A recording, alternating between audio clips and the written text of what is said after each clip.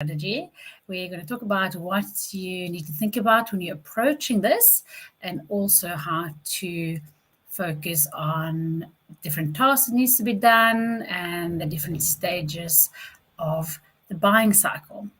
We'll also talk about how to prioritize that work. So let's jump in.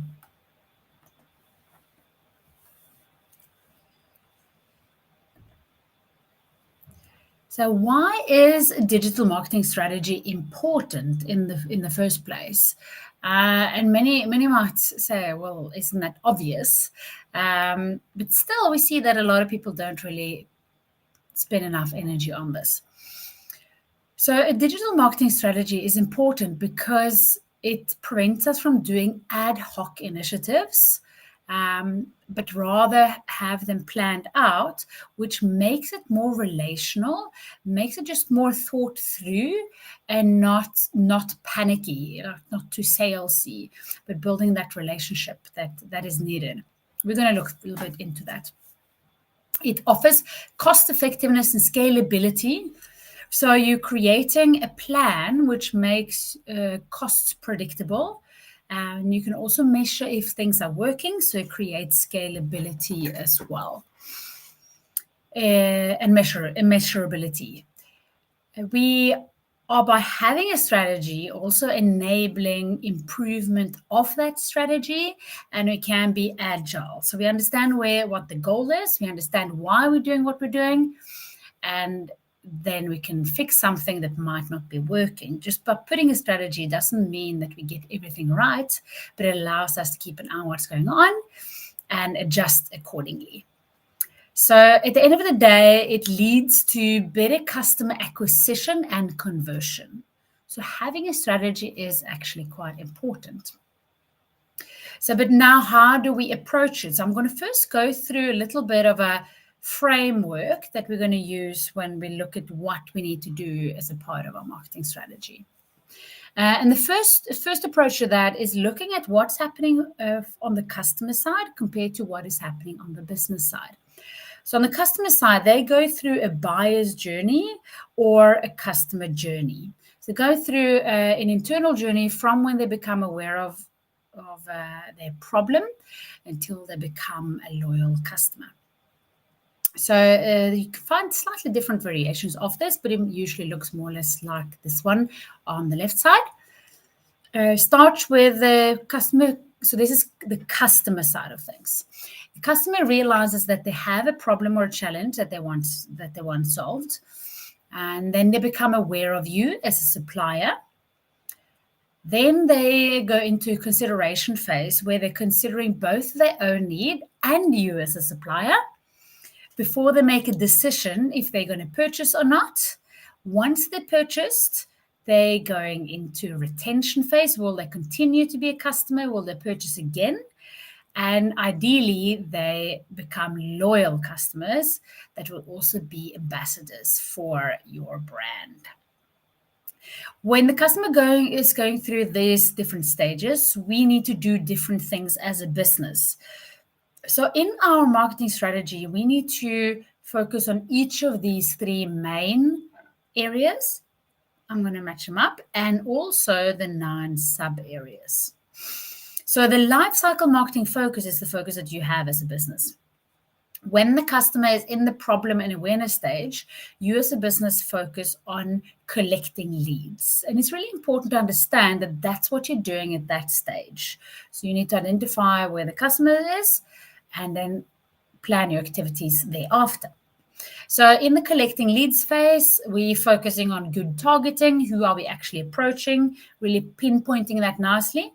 How do we attract them and how do we capture them? In the consideration and decision stage, when the customer is deciding, do they really have this need? Are you the supplier that is right for them? And will they go on and purchase? You as a business need to concentrate on converting clients.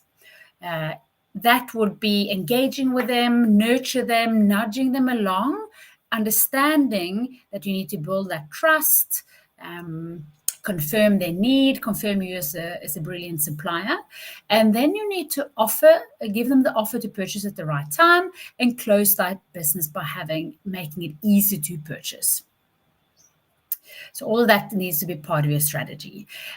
Once someone has purchased, the focus of the business is to create fans, as we call it here. But loyal customers that will come back and talk nicely about the business. We need to focus on the delivery. What does the delivery actually look like? What do we do to impress their clients above and beyond just deliver what they expect? And having strategies to multiply the value of that customer. Could be repeat sales, reviews, recommendations, etc. We're putting it in context, seeing just how things are connected. So the first little circle here is representing collecting leads. Second one, converting clients and creating fans. But as we see, they are all connected. So even though collecting leads consists of target, attract, and capture, it is connected to converting clients, which is engaging, nurture, offer, and close, which is again connected to creating fans, deliver, impress, and multiply, which is again connected to both converting clients and collecting leads. An example would be an existing customer has great reviews of you, and that it could be the nudge to convert clients or build that trust needed in the engage and nurture. And they might recommend you to others, which will help your collecting leads process. Now, you need to make sure that you have something from a strategy point of view at every step. So you need to make sure you target, you need to make sure you attract, capture. What are you doing to engage and nurture? Understanding that the clients in the conversion that you need to focus on conversion. They're in the decision stage and consideration stage. You need to offer. What do you offer? Offering when? How is your purchasing process? How do you deliver? How do you impress? And how do you multiply? And again, so you have to have something at every single step of the way. And we're going to also look at how you need to prioritize what to start with. So many might think that you want to start in the beginning with targets. It's not necessarily the case. That could be independent for your specific business. And this is why I'm presenting this framework as well, because your business is not the same as everyone else. You might have some of these things in place. You might need a lot of work on some of them. You might need very little work on some of them. But you do need to have something on every single step. So what can we do? What should we be doing on each of these steps? I'm going to go through each step at a time. And first, we're going into collecting leads. So you need to target, attract, and capture. One of the things you need to do is to really pin down your target audience. That will be your ideal customer. So not things like every business owner needs my product or every dad needs my product. All people, all businesses, all that's not the same. So we really need to target that a lot better. An example is we have clients coming to us saying, every CEO or manager is a potential client, but a manager or a CEO of something like Coca-Cola is very different than the CEO of the local textile company. So that is really important to understand. And you need to define your ideal customer. So your ideal customer is not any customer. It's the customer that really just works well with you. You don't have to put a lot of effort into delivering to them. They get impressed easily. You solve their problems straight on.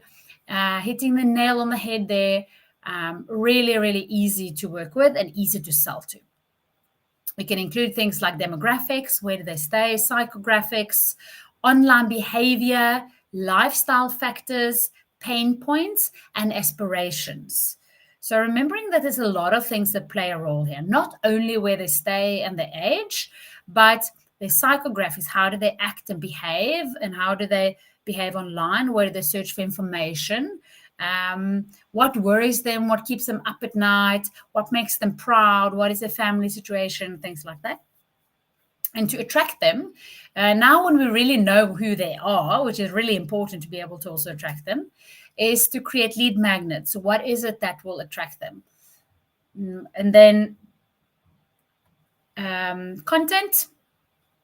We want to have content that attracts, and also lead capture, which is really, really important. And I have an example here on the side. Here is a lead magnet, which is a 30-minute free consultation. It's a little form. This example is from a software called Keep. This form is created in Keep, and automatically when someone fills in that form, the person gets enters into the CRM, and they automatically get an email. Here's a link to schedule your appointment. And Bessie here, she has scheduled her appointment. So it's really important. So this is an example of, this is both a lead magnet because you get a free consultation, but it's also really, really good lead capture. So think about that when pinning it down your strategy. How is my lead capture? Sticky notes, Excel sheets, things like that, mailboxes, not really good lead capture. Things are completely falling through the cracks when you have those alternatives. So having these things in order is really, really important. Then when it comes to converting clients to engage, nurture, offer, and sell, it's important to build relationship through multi-channel strategy. That means that you might want to work with ads on Google, that might be doing retargeting on Facebook, and follow up with emails to support everything. So multi-channel is literally just using different ways to communicate with the client, and this is where you also need to be creative and understanding how this person's online behavior is.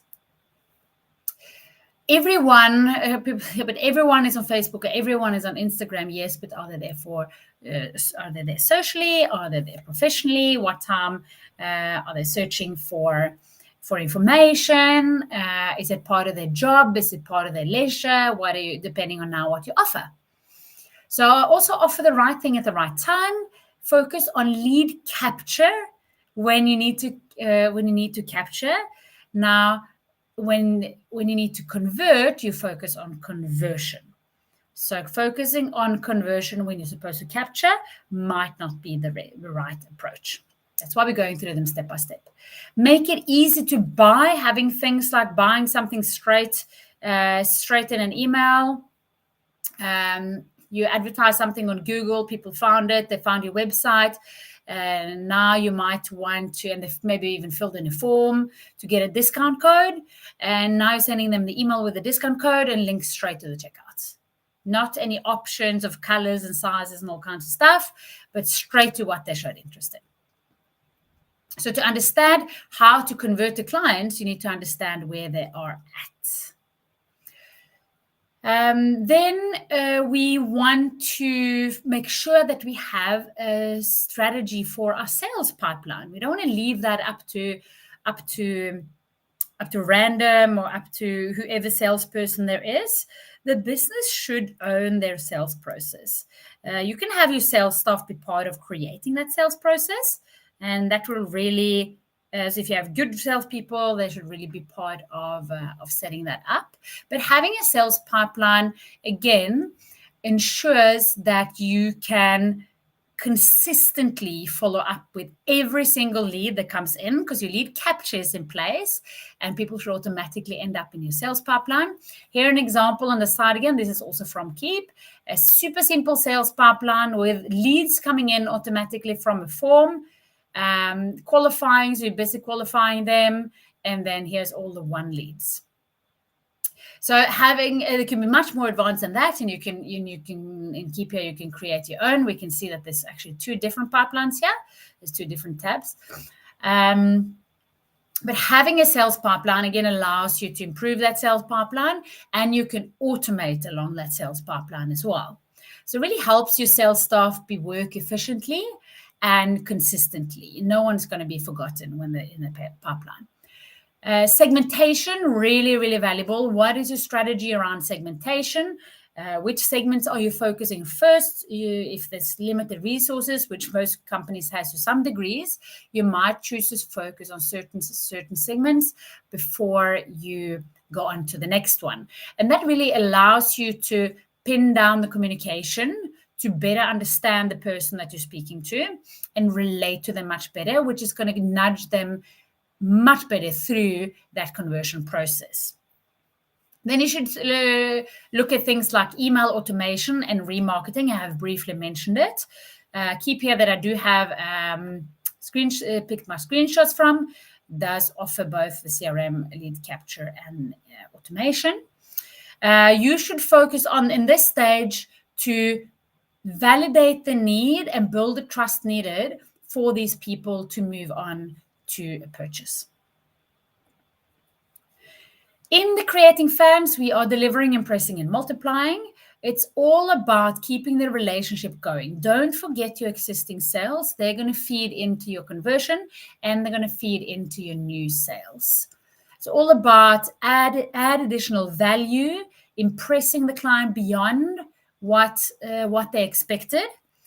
Active complaint handling. Always have a couple of automations that we recommend around that, asking people if they're happy or not. If they're happy, we send them straight to a link with a Google review leave a Google review. And if they're not, we send them straight for someone to follow up with them. And that ties into the next one, asking for reviews and referrals. We only want to do that when people are really happy.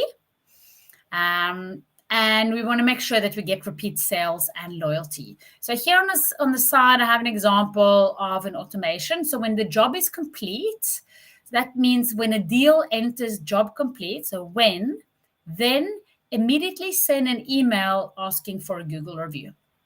This is again an automation that is from Keep, but any automation tool should be able to set up something like this. When something happens, then send an email to get that Google review. Highly recommend to automate things like reviews and referrals because they tend to be forgotten. Here we have a typical upsell. So these 3 people have bought a course. Now they're already customers. So it's instead of the cost of selling to someone from scratch, we save a lot of money by selling them something additional. So for example, here's a 50% off your next course. But now we only want to give that to people that has already purchased. So this is an automation based on the fact that someone has purchased the course. You can have things like upsells as well because someone bought something, repeat sales. If it's something that people will buy again, say it's something you buy every month or every 3 months or every year. Want to make sure that we get that so they don't go looking elsewhere. Then we have now, how should we prioritize all of this? Because there's a lot of things we were mentioning that you need to look at as a part of your strategy. So now we're going to look at how you prioritize the work. So the first thing, and this is the priority path that we also use when we implement and assist clients with lifecycle marketing and customer journey mapping, etc.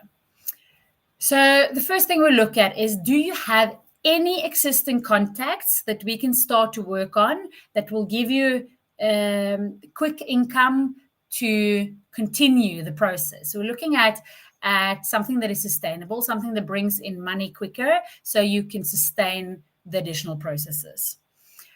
And then, so we're looking at, can we re-engage the existing list? What can we do with that existing list?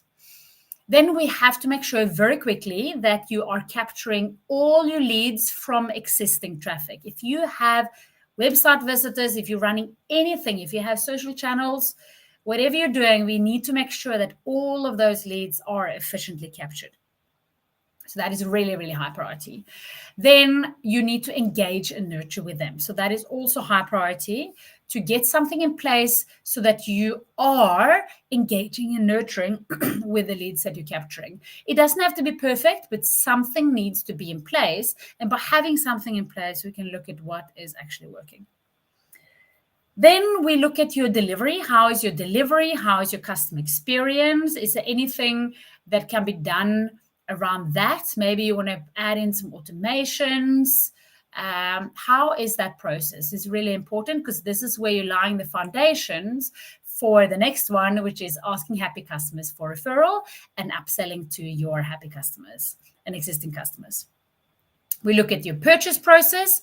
Is it easy enough to purchase? Highly recommend you get someone external to look at that process. We tend to be a bit to think our own processes are easier than they might be experienced from someone external. The same as if you get your aunt or your mother or your grandmother to look at this, or your brother, then they will most likely tell you that, oh, this is very easy.